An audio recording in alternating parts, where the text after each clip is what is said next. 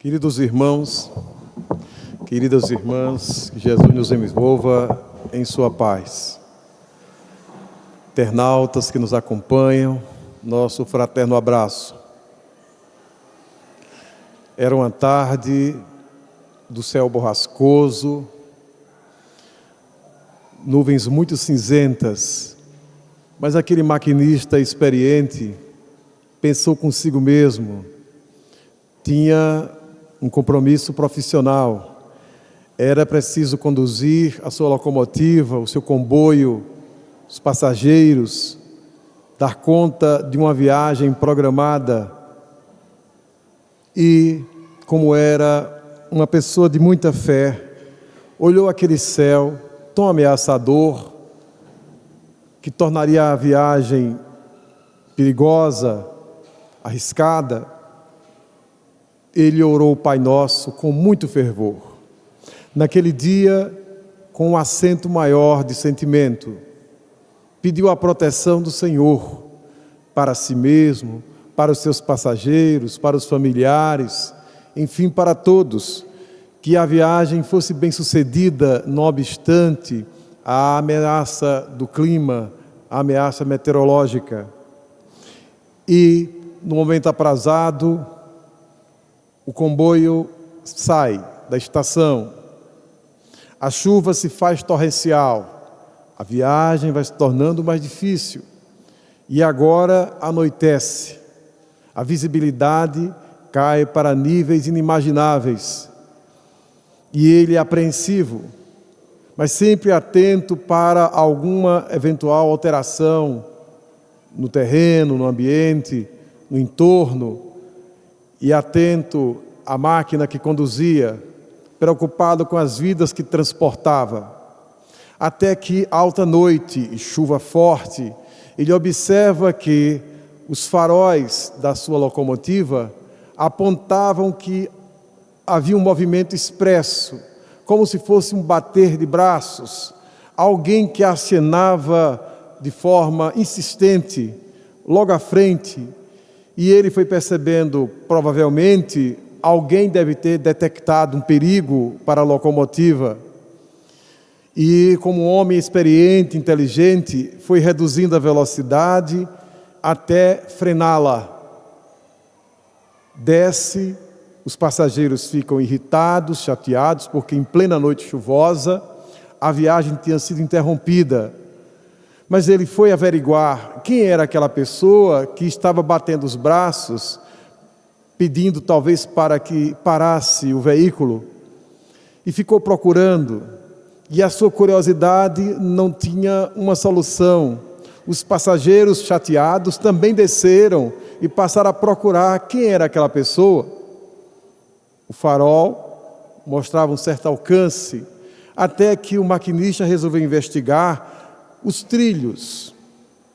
A via férrea avançou e, depois de vários passos, percebeu que a chuva torrencial tinha comprometido a estabilidade do terreno e levado consigo uma ponte pela qual passaria a locomotiva.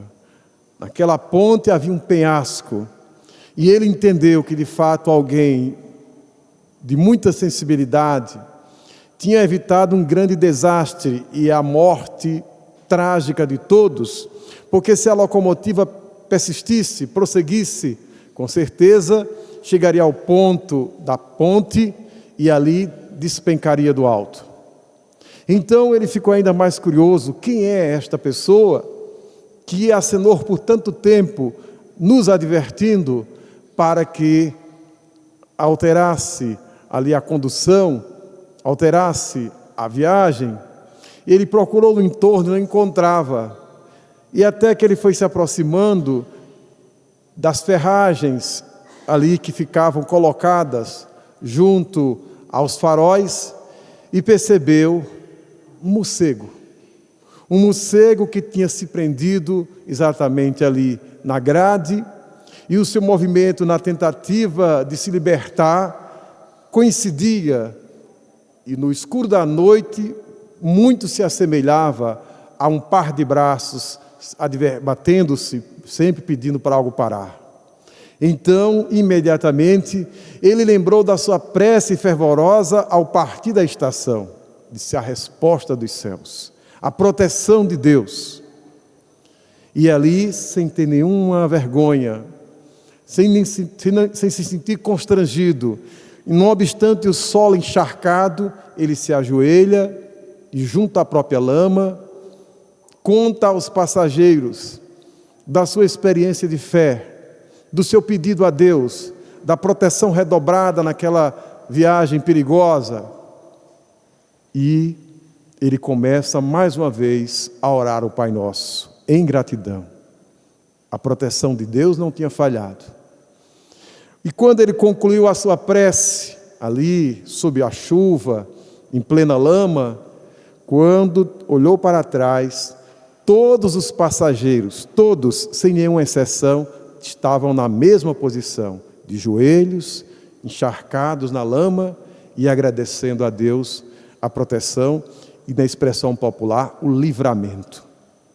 Deus tem muitas formas de nos proteger, as formas mais suaves e inadmissíveis para alguns, mas sempre a proteção de Deus aparece nos momentos em que mais precisamos.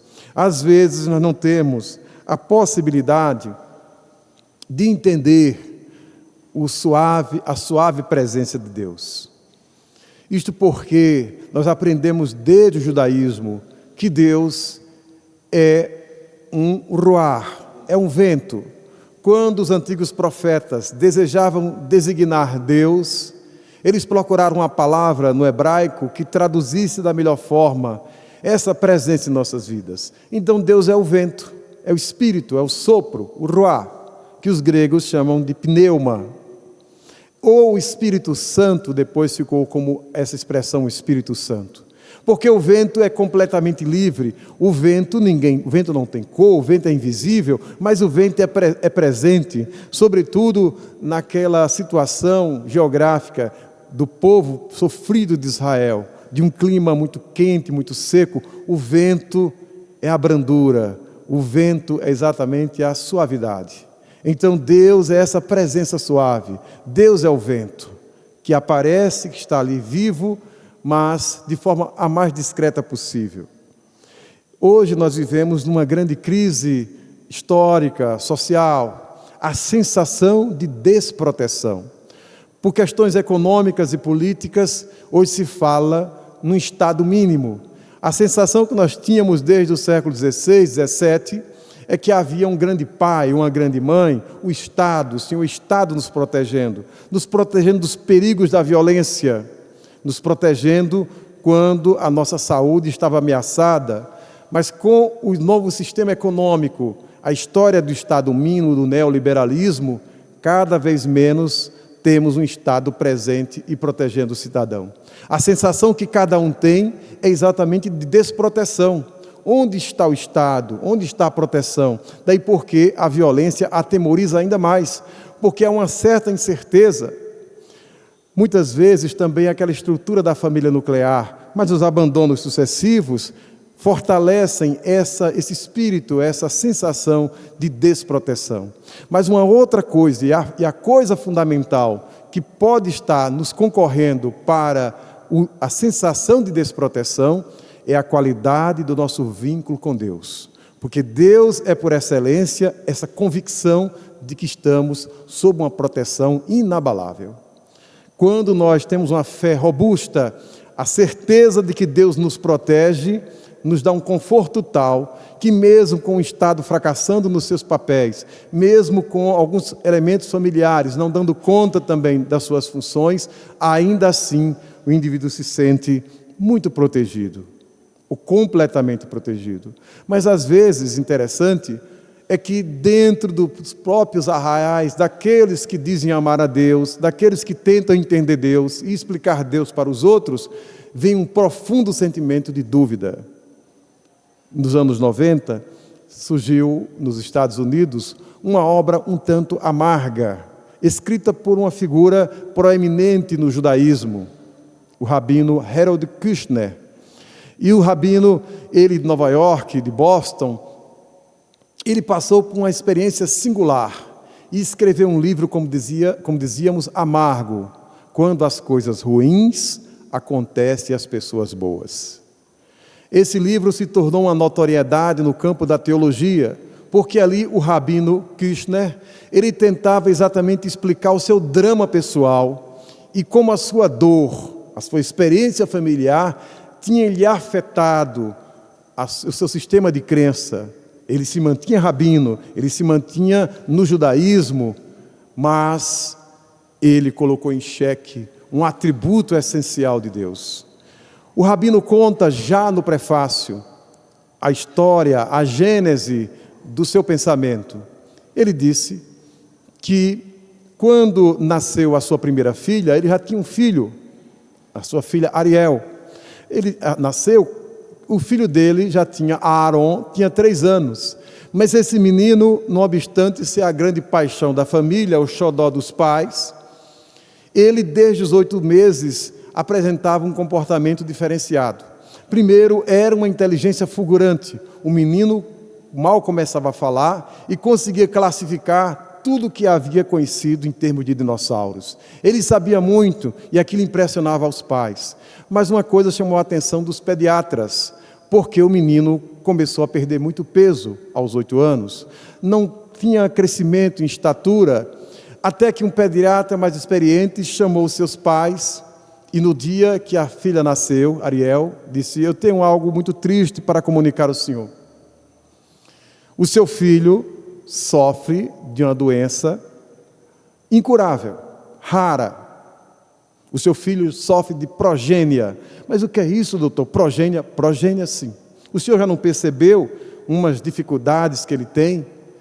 Ele, aos 8 meses, não pegava mais peso, não crescia mais. Com um pouco mais de 1 ano, ele estava com os cabelos caindo, é estranho para um bebê. E outras coisas ele foi relatando para o pediatra. Pois então, esse quadro todo de sintomas confirma o seu filho sofre de progênia, ou seja, de envelhecimento precoce. O seu filho provavelmente não vai chegar sequer à adolescência, porque os 1000 casos que nós conhecemos no mundo de progênia é que os bebês nascem velhos e vão morrer do infarto do miocárdio aí com 10, 12 anos de idade. Talvez não passe muito além disso. Então aquilo foi chocante para o rabino. E de fato, Aaron desencarnou quando completou 14 anos.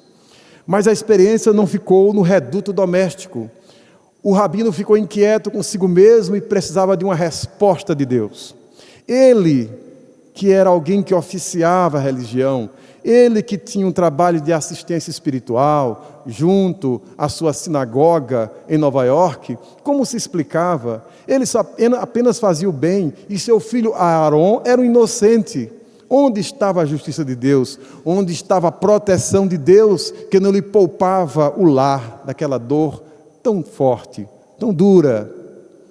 E foi exatamente com essa vivência que ele escreveu com amargura este texto: quando as coisas ruins acontecem às pessoas boas. Naturalmente, na perspectiva espírita, nós podemos perfeitamente entender que faltou ao rabino uma coisa fundamental, que é a noção da reencarnação. Lá aprendemos com o Livro dos Espíritos que uma das funções básicas da reencarnação é promover a justiça divina. Então, se o seu filho Aaron nasceu com progênia, provavelmente ele tinha alguma dificuldade ou veio com provação para poder sacudir a fé dos pais. Mas ali estava. E o rabino constrói teologicamente um discurso complexo, porque ele vai dizer: eu continuo admitindo que Deus existe. Eu continuo aceitando que Deus é bom. No entanto, eu já reconheço que Deus já não é mais onipotente. Deus não pode tudo, porque se Deus pudesse tudo, Ele com certeza teria salvo a vida de Aaron, meu filho. Ele teria nos poupado dessa dor. É uma postura muito comum das pessoas quando são visitadas por alguma provação. Elas ficam magoadas com Deus. E muitas vezes as próprias religiões deseducam os seus fiéis, porque eles começam a tentar submeter Deus a seus caprichos. Ou Deus funciona a seu modo, feito aquele gênio Aladim, ou elas deixam de acreditar em Deus, ou ficam de mal com Deus, mostrando claramente que há uma dificuldade de pensamento. Isso, hoje nós percebemos de forma muito intensa, porque há pessoas que até submetem Deus a coisas menores. Exigem que Deus dê o carro do ano, dê a casa dos sonhos, e assim começa, que Deus pague suas dívidas, que Deus consiga um emprego num sistema de muito desemprego, e são tantas, se ouvíssemos as preces, tivéssemos o poder de ouvir a prece de algumas pessoas, nós ficaríamos constrangidos pelo volume de pedidos muito terra a terra que são colocados para Deus. No entanto, Jesus, como lembra Joana de Ângeles na obra Filho de Deus, foi quem melhor definiu Deus para nós. E Jesus não esperou, naturalmente, usar aquela nomenclatura já consagrada no judaísmo em que ele viveu. Ele chamou simplesmente Deus de Pai. Daí porque nós temos a oração dominical, Pai nosso que estás nos céus. E nas parábolas, normalmente, Deus aparece na figura arquetípica de Pai. Por exemplo, na parábola do filho pródigo, ali é o grande pai, um pai que tem 2 filhos, um filho um tanto inconsequente, um filho mais jovem, e um pai generoso, um pai que é submetido a um constrangimento, porque ainda encarnado, o filho exige que a sua herança seja, de algum modo, dividida. A herança, normalmente, só era dividida na morte do pai. Se o filho está pedindo herança, assim, pai, eu estou louco que você morra logo, para ficar com dinheiro, ficar com herança. Então, para um pai, isso deve ser perturbador. O filho, inconscientemente, pedindo a sua morte. Mas o filho pródigo, no desejo de viver as possibilidades que a vida de prazeres lhe dava, propõe exatamente isso. E como a legislação judaica permitia a repartição da herança, assim foi feito. E ali é que nós sabemos pela narrativa, muito bem interpretada pelo espírito Joana de Ângeles, na obra Em Busca da Verdade, psicografada por Divaldo Pereira Franco, ali o filho pródigo tem a possibilidade de descer ao mundo dos prazeres, experimenta tudo o que é capaz de ser comprado na terra. Mas depois chega um momento de desgaste, chega um momento do esgotamento dos recursos e das ilusões. É nesse momento que há várias possibilidades. Porque aquele moço percebeu que não estava sem saída, era o fim do poço, era o fim do túnel, era o fundo do poço, o fim do túnel. Ele já tinha gasto tudo, e se ele acreditava que felicidade era ter dinheiro e a possibilidade de comprar, agora essa mentalidade já não tinha recurso. Então esse filho pródigo, por exemplo, ele podia fazer um movimento suicida. Acabou a minha história, acabou o meu dinheiro, não há mais novidade na vida, portanto, lembrando agora o Setembro Amarelo, que acabou de ser encerrado, ele podia pensar no suicídio. E alguém pode pensar, mas onde estava Deus que deixou esse menino nessa situação? Deus estava exatamente numa postura pedagógica. O pai dele permitiu que ele gozasse as ilusões possíveis, porque aquilo era importante para a sua formação espiritual. Mas, possivelmente, ele fez algum movimento perturbador, e Deus aparece, provavelmente, numa suave proteção, numa inspiração. Meu filho, lembre-se que eu sou todo amor, volte para casa. E assim ele pensou, ele disse, pequei contra os céus e contra meu pai, haverei de voltar e lhe pedir perdão. Por que ele tirou essa ideia? Exatamente porque ele aprendeu, na dinâmica da casa, quanto seu pai era generoso, quanto perdoava e quanto era acolhedor. Se ele tivesse certeza, eu vou voltar para casa, na expressão popular, vou levar um tremendo carão, vou ser rechaçado, vou ser recusado, vou ser lançado porta fora, jamais eu vou pensar em voltar porque é a causa perdida. Se ele pensou em voltar, é porque efetivamente ele tinha certeza que seria acolhido. E a parábola vai mostrar exatamente isso, que na sequência, quando o filho pródigo faz o caminho de volta, primeiro ele delibera, ele decide, ele escolhe, eu quero voltar, eu preciso voltar e pedir perdão para meu pai. E ele faz esse movimento. E assim o fazendo, segundo o evangelista Lucas, ali nós temos que o primeiro movimento é do pai. Um homem que já está muito velho. E acontece algo surpreendente, porque é o velho que corre em direção para abraçar o filho, que está maltrapilho, sem sandálias, esgotado. é o pai quem o acolhe, é o pai quem o beija no pescoço, e é uma sequência de símbolos, é o pai que pede as diversas providências para que aquele menino retome a condição de filho da casa real, mostrando perfeitamente a plenitude do amor de Deus. Por isso, a proteção de Deus é sempre assim. Como diz Joana de Ângeles, ela chega antes. Nós é que perdemos muitas vezes a sensibilidade para captar os sinais de Deus, mas eles estão sempre presentes. O filho pródigo recebeu essa inspiração. Às vezes, Deus tem um compasso próprio, tem um tempo específico. Quem leu a obra Libertação tem mais ou menos uma ideia disso, porque nós temos lá uma figura expressiva, a condição de Gregório, um homem que teve um peso, um homem importante na história da humanidade, porque ele foi um grande religioso. E como ele tinha uma visão hegemônica da religião, uma visão de poder, no mundo espiritual, ele desencarnou e sentiu-se frustrado, porque ele não tinha um trono, porque ele não tinha um reconhecimento, a reverência. Então ele disse: agora eu vou me rebelar, eu vou trabalhar contra o amor que eu defendi na terra. Mas no fundo ele era uma pessoa ambiciosa. E André Luiz vai nos informar, na psicografia de Chico Xavier, nessa obra Libertação, que Gregório já vinha patrocinando, na condição de desencarnados, há 400 anos, as mais cruéis obsessões. Porque ali vai descrevendo a obsessão que ele desencadeia contra Margarida. Ele convoca 60 espíritos para deixar Margarida acamada, porque ele deseja provocar o suicídio de Margarida. Ele tem um projeto deliberado, mas o mundo espiritual vai promovendo ali alterações. E o último capítulo de Libertação é de uma beleza indescritível, porque a mãe dele, a mãe de Gregório, o espírito Matilde, disse assim: eu comecei a sentir, depois de 400 anos, que o meu filho está começando a se cansar de fazer o mal. Ele está entrando na faixa do arrependimento. É aí que a suave proteção de Deus começa a ser melhor percebida. Deus deixa que o indivíduo se equivoque, se perturbe, e quando ele dá sinais de cansaço, e quando ele começa a perceber a extensão das suas ilusões, ele começa a reconquistar a possibilidade de sentir a proteção de Deus. Ali estava expresso na condição de Matilde.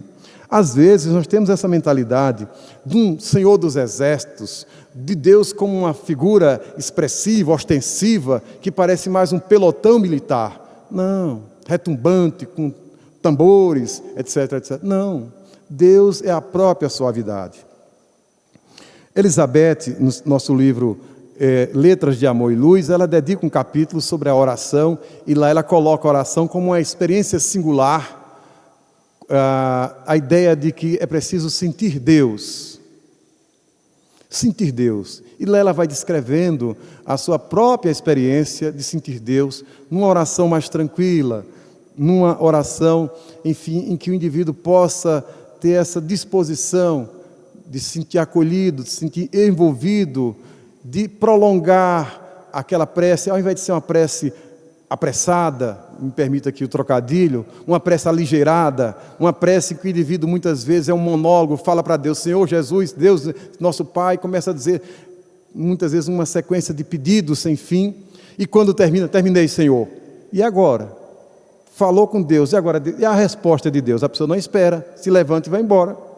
Quando agora é o momento da pessoa se acalmar e esperar a resposta de Deus. Se tiver equilíbrio, haverá de perceber que os benfeitores, em nome de Deus, vão trazer as intuições, vão trazer os conselhos, se acalme, ou apontando os sinais que podem indicar uma superação de um problema, de uma dificuldade, de um desafio.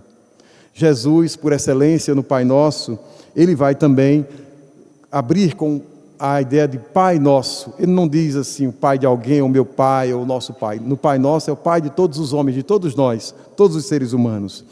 Também, numa outra parábola, ele vai nos contar a presença de Deus, a proteção de Deus. Quando a gente lê a parábola do samaritano, nós achamos ali que é só a expressão da caridade. A caridade, com certeza, é a melhor presença de Deus. Mas se observarmos, o evangelista vai dizer que um homem descia de Jerusalém para Jericó. Jerusalém representando as coisas espirituais, a capital espiritual. Jericó representando as coisas materiais, como uma das cidades mais antigas do mundo, era uma cidade de negócios, de prazeres, de interesses puramente mundanos. Então, alguém descer de Jerusalém para Jericó é alguém renunciar ao contato espiritual, o seu vínculo religioso e descer para as preocupações puramente materiais. É nessa descida que nós sofremos um assalto das entidades perversas, vingativas, e assim se deu. Aquele homem foi assaltado, não somente assaltado, mas ele foi surrado, ele ficou ali semi-morto à beira da estrada. E na sequência, o Evangelho vai dizer que passa um sacerdote, passa um levita, mas nenhum dos dois tem a disposição de fazer o socorro ao homem caído. Onde está Deus? Alguém pode dizer. Deus pode ter visitado o coração do sacerdote, porque o sacerdote é, por excelência, na sua função social, em tese, aquele que conhece a intimidade de Deus melhor do que ninguém. Então Deus deve ter falado: agora é a hora de você praticar aquilo que você diz no púlpito. Então vamos lá, sacerdote, fale de sua fé, socorra esse teu irmão, esse meu filho, socorre meu nome. Mas o sacerdote fez um cálculo rápido. Ora, eu sou um sacerdote na perspectiva judaica. Se esse homem estiver morto, eu estou indo para o templo. Se eu tocar no morto, eu vou ficar impedido de fazer os ofícios religiosos por várias semanas, até passar por rituais de purificação. Não é um bom negócio, nem vou tocar nesse homem. E seguiu a estrada. Mas é um levita. O levita é uma espécie de estudioso, um homem que pela sua casta, pela sua tribo, é dedicado desde a infância a estudar os textos sagrados, os rolos da lei. Aquele homem também viu caído. E Deus mais uma vez: meu filho, olha, o texto agora está na condição deste homem caído. Aquelas lições que estão postas ali nos rolos, agora estão traduzidas nesse homem caído. Mas aí o levita deve ter feito um cálculo: ora, se eu passar um tempo pegando nesse homem, fazendo algum curativo, tentando levá-lo comigo, eu vou perder muito tempo, eu tenho que estudar mais, eu preciso estudar mais, eu sou um levita, eu tenho que estudar, esse é meu ofício, estudar, e esqueceu. E naturalmente fez uma opção infeliz. Até que Deus visita todos os corações, desce um samaritano, uma espécie de proscrito, uma pessoa desqualificada, uma pessoa que valia nada naquela sociedade judaica de então. Então esse samaritano que vem no animal, ele estanca seu passo, ele desce do seu animal, observa aquele homem caído e toma a postura de uma pessoa que está envolvida pelo sentimento divino. E se fosse eu? Oh, que bom! Deus me colocou no lugar certo. Eu posso aqui operar em favor de Deus. Eu posso agir em favor de Deus. Porque se Deus estivesse aqui, com certeza aliviaria a dor desse sofredor. Então o que ele faz? Pega o azeite, o vinho e deita sobre as feridas. Faz a primeira enfermagem. Mas ele poderia ser uma pessoa descompromissada. Já fiz o mínimo, agora tchau, não quero mais saber de nada, não quero vínculo com esse homem. Mas é um amor compromissado. Ele vinha no animal, renuncia a isso e coloca o ferido no animal. Quantas pessoas dizem assim: eu sou tão caridoso, olha, não tem um sinal que eu não dei uma moeda para um menino. Todo sinal eu dou uma moeda. Mas nunca mais vi um menino, não sei nem como é o formato do rosto, o cabelo, etc, etc. É exatamente um samaritano, assim, meia sola, digamos assim. Ele faz um servicinho, joga o azeite e vai embora. Se depois o que acontece, ele não sabe. Diferentemente de uma pessoa, olha, eu participo de uma instituição, lá tem um grupo de meninos, todo sábado, todo domingo, são os mesmos meninos, e eu tenho um compromisso, eu vou visito em casa esses meninos, conheço a família, conheço o pai, conheço a mãe, participo da vida deles. É diferente, porque exatamente o samaritano é um amor compromissado. Ele leva o homem a uma hospedaria, ou seja, quem sabe, alguém ferido a um hospital, o compromisso é maior, e ele se compromete com o hospedeiro: ao voltar, se tiver algum gasto a mais, eu ressarço. E provavelmente deve ter se tornado amigo do homem ferido. Então esse samaritano é exatamente aquele que teve a sensibilidade, que representou naquele contexto da parábola a suave proteção de Deus. Porque Deus é assim. Alguém podia dizer, naquela perspectiva histórica do judaísmo, Deus por um samaritano? Sim, Deus por um samaritano. Deus tem muitas formas de se apresentar. Quem é que pode controlar o vento? Então Deus não está sob o controle de nenhuma ideologia. Nós aprendemos com o Livro dos Espíritos a ideia exatamente de que onde as provas mais consistentes da existência de Deus, nas questões 5 e 6, que exatamente está no sentimento inato, instintivo, que todos nós temos de que Deus existe. Não depende de educação.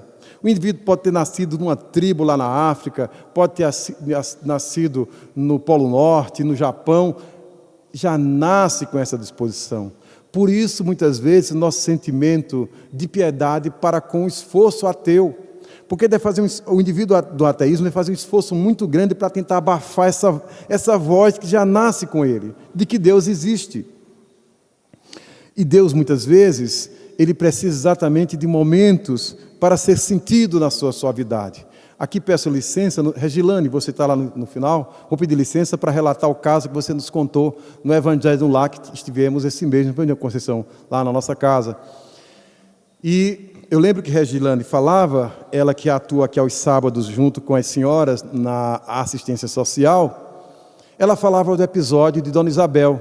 Regilane vinha lá dos seus afazeres profissionais, e passando ali junto à Estação Velha, naquela região mais popular do Tambor, ela teve a percepção de, junto à calçada, encontrar uma das assistidas à casa, Dona Isabel. E Dona Isabel estava numa postura que parecia Jean-Paul Sartre, num café filosófico lá na França, muito tranquila, tomando o seu cafezinho ao cair da tarde, sentada na calçada, tão somente contemplando o pôr do sol. Regilane para naturalmente e dá atenção para conhecer melhor aquela atitude de Dona Isabel. E aí pergunta, mas Dona Isabel, o que a senhora está fazendo aqui uma hora dessa? Ela disse, minha filha, eu tenho o hábito de, ao cair da tarde, tomar um cafezinho e olhar para a beleza do sol, para poder sentir Deus. Que grande lição! Uma senhora assistida da casa estava ensinando não somente a Regilane, a todos nós, que ao invés de sair correndo o tempo inteiro para fazer dinheiro, para conseguir mais coisas, é preciso ter pausas para sentir Deus. O Deus contemplativo, porque em outras existências, em outras reencarnações, nós tivemos vidas mais tranquilas e tivemos esse hábito de parar, de desligar os relógios, digamos assim, as preocupações, e agora eu preciso ter uma experiência mais profunda, mais sentimental, eu preciso sentir Deus. Cada um de nós, de forma bastante honesta, se pergunte, num dia, paramos algum momento para, de forma deliberada, sentir Deus, ou o lufa-lufa, a inquietação, a azáfama da agenda já não nos deixa mais. Ora, se eu parar 30 minutos, 5 minutos, Dona Isabel está à nossa frente, milênios, porque ela está aí tomando o seu cafezinho e contemplando o pôr do sol. Cada um encontra sua fórmula, né? Mas, enfim, é preciso retomar essa disposição de sentir Deus. Porque como é que no momento difícil eu vou chamar por Deus, ou vou ter a certeza de que Deus existe, se eu nunca dou atenção para o próprio Deus? Vai me faltar, vou cair no vazio. É preciso que eu exercite essa minha relação com Deus, para sentir a sua intimidade, para sentir a sua boa disposição. Isso nos faz lembrar o maior poeta do Amazonas, talvez o maior poeta brasileiro, Tiago Homem de Melo, aquele que escreveu o poema Estatuto do Homem, muito conhecido, muito usado nos livros didáticos, né? É uma beleza, Tiago Homem de Melo, né? E Tiago Homem de Melo, ele diz uma coisa que eu acho impossível, ele se diz ateu. É improvável que aquele poeta seja ateu, ele pensa que é ateu, mas os poemas dele dizem o contrário. E um dia, ele numa entrevista, numa televisão, lá no Amazonas, em Manaus, ele declarava uma coisa interessante, ele disse, eu tenho muita inveja da minha mãe. Ele disse, eu sou ateu, eu não consigo aceitar até a ideia de Deus, mas eu tenho uma inveja da minha mãe. O entrevistador, mas por que você inveja a sua mãe? Você é um homem importante, um literato conhecido internacionalmente, com muitos prêmios, um acadêmico. Sua mãe, até onde eu saiba, né, é uma senhora aqui ribeirinha, uma pessoa conhecida pela sua pobreza aqui, né? Veio do interior do Amazonas. Pois é, minha mãe, em questão de fé, ela me deixa assim, desconcertado.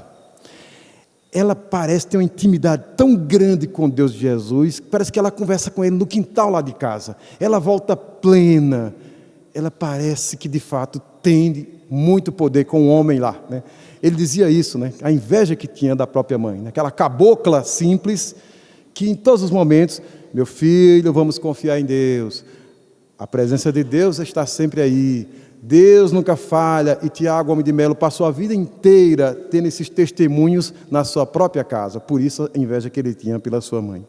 Isso nos faz lembrar também Allan Kardec.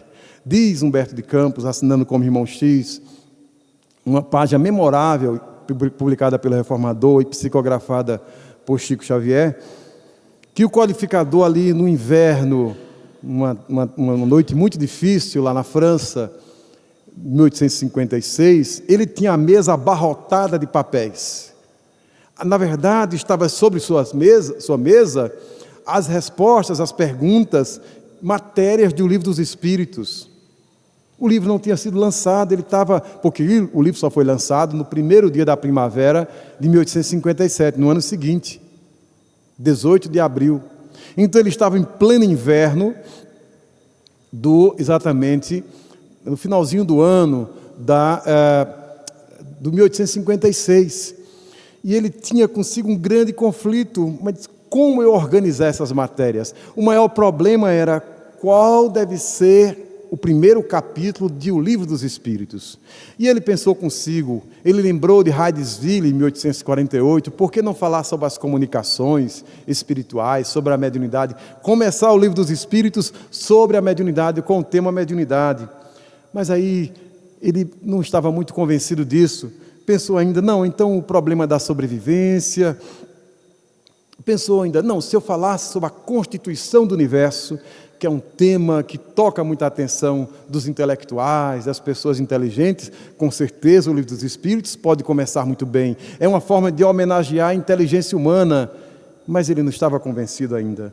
E foi pensando as conclusões científicas, as grandes indagações filosóficas, e havia um tensionamento. Eu começo o Livro dos Espíritos dando privilégio ao raciocínio, ao sentimento.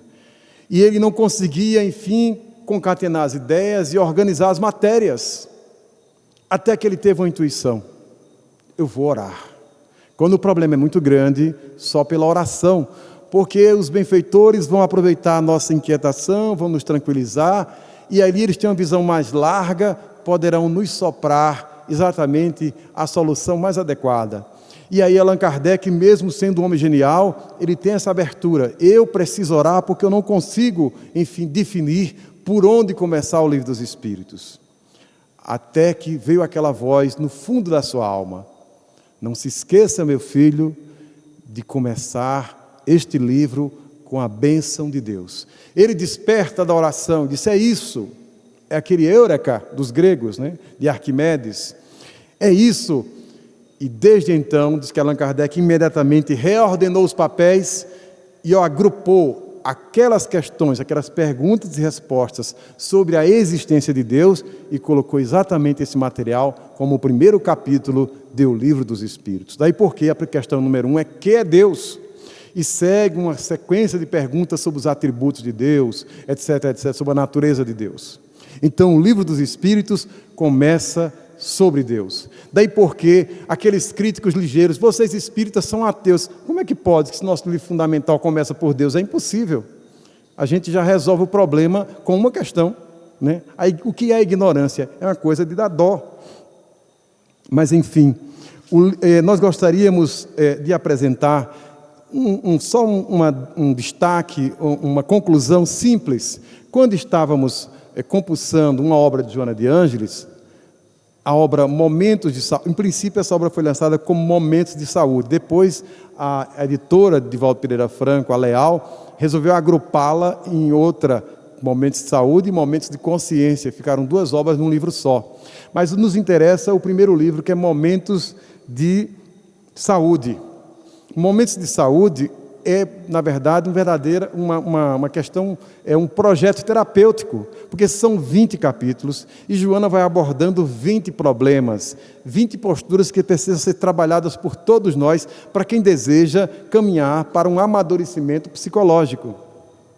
Então, em momentos de saúde, esses 20 capítulos, vou só fazer uma demonstração para a gente ter uma ideia aqui da beleza do projeto de Joana de Ângeles. Só quando a gente lê todos os 20, começa a perceber que é um fio condutor. Antes de iniciar cada capítulo, ela coloca 5 ou 6 afirmativas para que o indivíduo repita, sugere talvez, é uma ideia. Observemos aqui. O capítulo 1, decisão de ser feliz. A primeira sentença é: o psiquismo divino flui através de mim. E ela vai numa segunda sentença: Deus sustenta-me e conduz-me em todos os dias da minha vida. Tem um erro ali. Capítulo 2, liberdade de escolha. O pensamento divino concedeu-me liberdade de poder realizar todo o bem que desejo. Eu vou só dar um salto aqui. Capítulo 3, a presença divina apoia-me nos processos de crescimento e renovação. Capítulo 4, a força divina perpassa pela minha mente e meu corpo. Capítulo 5, saúde e bem-estar. O auxílio divino invade-me durante os dias da minha vida e encoraja-me. Capítulo 6, amor acima de tudo. O amor divino inunda-me de paz. Capítulo 7, o poder divino enriquece-me do necessário a uma existência feliz. Capítulo 8, o estímulo divino emula-me ao avanço. Capítulo 9, a consciência divina irriga-me em paz. Capítulo 10, a verdade divina penetra-me e transforma-me. Vou parar nos 10, mas são 20 capítulos. Todo mundo aqui deve ser bom de matemática, a gente entendeu aquele mínimo múltiplo comum, aquela coisa. O que há de comum? Sempre a primeira sentença, ela recorda Deus, o elemento divino. Então é um livro psicoterápico. Alguém disse: eu preciso fazer um arranjo terapêutico em minha vida porque os meus conflitos estão fugindo ao meu controle. Joana está dizendo: comece com Deus. Observe. A primeira sentença, antes do capítulo propriamente dito, é sempre se referindo ao suporte que Deus dá. Por isso, nós podemos perfeitamente construir depois eu vou voltar a este livro aqui. Nós podemos construir essa ideia de que a proteção de Deus, para ser melhor sentida, pressupõe um exercício, um reconhecimento. E Joana, nesse texto, nos ajuda a ter essa ideia. Porque como o rabino, no momento difícil, ele começa a duvidar da presença de Deus, é muito comum isso em algumas pessoas. Quando acontece algo fora do comum, algo que parece que Deus está fora do controle, a pessoa coloca em xeque: será que realmente Deus existe? E se Deus existe, Ele manda sempre, Ele tem poder sempre, por que essa coisa aconteceu? Então, digo isso porque esta semana a sociedade brasileira e a sociedade mundial foram sacudidas por 2 episódios que, de algum modo, com certeza, têm componentes mediúnicos, né? Ou seja, espíritos perversos fizeram uso da mentalidade de pessoas psiquiatricamente adoecidas e que os resultados todo mundo conhece. Isso nos faz lembrar um episódio que se deu no tempo que Chico Xavier estava encarnado, ainda morando em Uberaba. Chico contou que as páginas da época dos jornais mineiros, depois dos jornais do Brasil inteiro, noticiavam que um pai surtou, perturbado, não somente assassinou o próprio filho, mas o esquartejou. Então aquilo se tornou o assunto das semanas. Todo mundo perguntava: mas onde é que estava Deus que não provocou infarto nesse pai, antes dele fazer uma loucura dessa? Ele não tem poder? Por que ele não provocou a morte do pai? Né? Que crime? Começava a dizer, um crime hediondo, não sei o quê. Se vocês perceberem, mutatis mutandi, mudando o que deve ser mudado, a mesma coisa aconteceu a semana. Quanta gente se perguntaram: mas onde é que estava Deus? Cochilou porque não deu um pulinho lá na creche, etc, etc, ou naquele episódio do show americano? Essa é a ideia que muita gente fica em mente, fica né? Mas aí Emmanuel explicou para Chico, essas tramas são montadas por entidades perversas e muito inteligentes. Elas provocam exatamente essas situações para induzir as pessoas à dúvida sobre a existência e a bondade de Deus. E muita gente inocentemente acha que aquilo é só um episódio de ordem policial. Não é. É uma trama que surgiu no mundo espiritual exatamente para ter esse efeito. Porque se não observemos a semana inteira quantos comentários surgiram em torno desses episódios.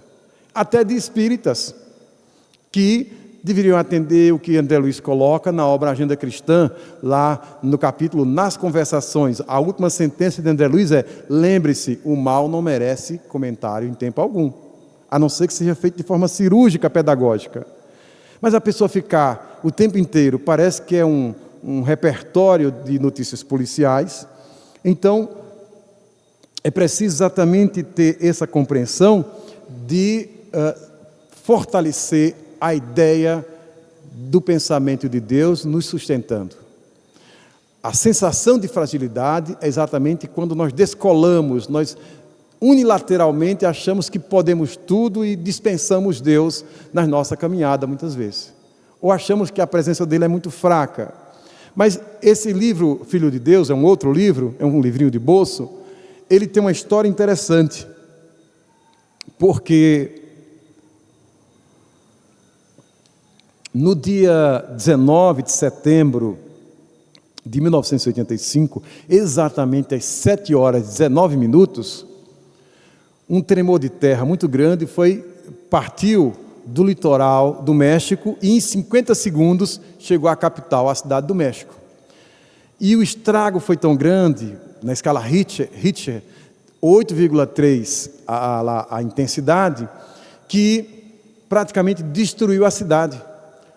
As autoridades contabilizaram cerca de 40 mil mortos. Não sei quantos prédios destruídos, a cidade ficou quase toda inviável. Então, aconteceu um detalhe interessante, porque uma semana após o terremoto, Divaldo Pereira Franco, ele tinha uma série de conferências marcadas para a cidade do México. Então, Divaldo foi porque Joana disse: meu filho, você vai, estava tudo programado, mas a cidade estava de ponta cabeça, de pernas para o ar. Divaldo vai, e quando ele chega ao aeroporto, na primeira inspiração, ele inala aquele clima que havia na cidade, aquele ar viciado, cheio de poeira e de doença, de corpos putrefatos, de muita poeira, porque ainda não estava de todo organizado. A cidade do México fica num vale, tem pouco vento, é uma cidade muito quente. Então Divaldo, quando respira, ele já fica doente, já sai do aeroporto doente, vai direto para o hotel. Ele disse: perdi a viagem. O que é que Dona Joana de Ângeles quer comigo, me trazendo para uma cidade que está destroçada, e agora eu fico doente? O que é que eu posso fazer doente? Muita dor de cabeça, febre, coriza, tudo que a gente possa imaginar. Divaldo ficou lá num quarto de hotel. Disse: agora eu estou dispensado, eu acho que vou ficar aqui uma semana, até o próximo voo, e pronto. Aí Dona Joana de Ângeles, o espírito, aparece e diz: meu filho, vamos trabalhar. Aí, trabalhar como, minha irmã? Você não está vendo a minha situação? Eu estou aqui, né, com essa dificuldade, mal consigo respirar. Falou lá daquela enxaqueca descontrolada. Disse: não, meu filho, vamos trabalhar. Nas situações mais difíceis, nós temos que trabalhar. E foi exatamente durante uma semana que Joana psicografou por Divaldo 20 capítulos que compõem essa obra Filho de Deus, que é em torno de Deus. E aí nós entendemos porque Joana de Ângeles, no século XVII, ela foi a chamada monja da biblioteca, Sor Juana Inés de la Cruz. Ela tem um vínculo, ela tem um afeto muito grande pelo México. Então, quando ela viu que os seus irmãos mexicanos estavam passando por aquela provação, ela foi com o seu médium para lá. Mas ao invés de ficar lamentando, questionando se as autoridades agiram bem ou mal no socorro às vítimas, etc., etc., convocou Divaldo, mesmo muito doente, a psicografar 22 textos que compõem exatamente Filho de Deus, que é uma obra muito bonita, uma obra leve, capítulos curtos. Então, para termos uma ideia de que sempre a proteção de Deus está ao nosso lado. Isso nos faz lembrar também um episódio muito interessante. O filósofo e teólogo brasileiro Humberto Roden, ele certa vez estava no transatlântico, viajando ali, observando, até que o comandante fez um aviso, uma advertência, chamando todos os passageiros que estavam no convés, estavam no navio, que se recolhesse às suas cabines, porque uma grande tempestade iria cair, estava ameaçando. Então os seus radares tinham detectado isso, que todo mundo se protegesse e voltasse para os seus aposentos. Aí Roden, à semelhança de Nietzsche, gostava de uma tempestade. Ele achava bonito aquele céu fechado, borrascoso, aquela coisa escura, aquela potência de Deus. Todo mundo se trancou e ele foi lá passear naquela área, estava totalmente vazia do navio, ficou só contemplando aquela tempestade que estava para cair a qualquer instante. Ele estava sozinho, nenhum passageiro tivera a coragem de ficar com ele ali. O próprio comandante ficou lá também resguardado. Mas, para surpresa dele, ele ficou observando. Quando atentou bem, tinha um menininho brincando com um carrinho.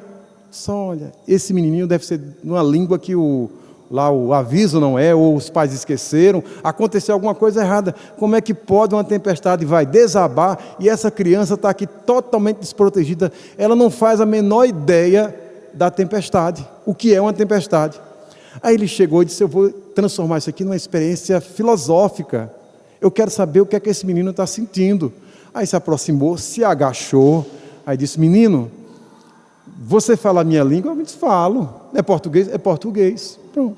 Você ouviu o aviso? Ouvi. O que é que o aviso disse? Que vai cair uma tempestade, que é perigosa. O menino sabia tudo. Menino, você tem noção do que é isso? Porque você está brincando com esse carrinho. Eu disse: o senhor não sabe o que eu sei. E o que é que o senhor sabe? O que é que você sabe, menino?